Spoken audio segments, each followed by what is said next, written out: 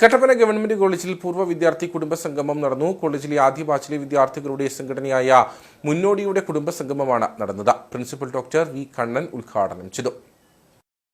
Kattappana government college ആരംഭിച്ച 1977-78, 1978-79 ബാച്ചിലെ പൂർവ്വ വിദ്യാർത്ഥികളുടെ സംഘടനയായ മുന്നോടിയുടെ കുടുംബസംഗമമാണ് നടന്നത്.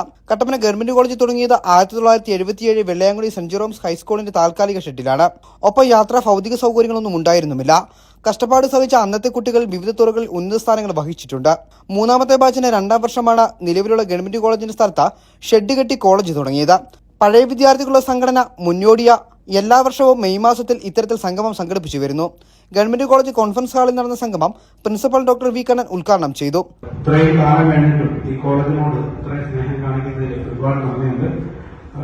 കോളേജിനെ സംബന്ധിച്ചിടത്തോളം ഒരു സന്തോഷ വാർത്തയും കൂടി അറിയിക്കാറുണ്ട്. ഈ വർഷം എംജി യൂണിവേഴ്സിറ്റിയിൽ മാത്തമാറ്റിക്സിൽ ഫസ്റ്റ് റാങ്ക് നമ്മുടെ കോളേജിലേക്കാണ്.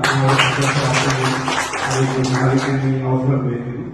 കോളേജിനോട് കാണിക്കുന്ന സ്നേഹത്തിന് ഒരുപാട് നന്ദി അറിയിച്ചുകൊണ്ട് ഈ യോഗം ഉദ്ഘാടനം ചെയ്യാനുള്ള മുന്നോടി പ്രസിഡന്റ് KJ മാത്യു അധ്യക്ഷനായിരുന്നു. Secretary KV Viswanathan, treasurer Luka Joseph, Thomas Rajan, ML Joseph, VT Thomas, NK Rajan, Molly Thomas എന്നിവർ പ്രസംഗിച്ചു. വിവിധ കലാപരിപാടികളും അരങ്ങേറി. KJ മാത്യു, KV വിശ്വനാഥൻ, ലൂക്ക ജോസഫ് എന്നിവർ ഭാരവാഹികളായി 20 അംഗ കമ്മിറ്റിയായും തിരഞ്ഞെടുത്തു.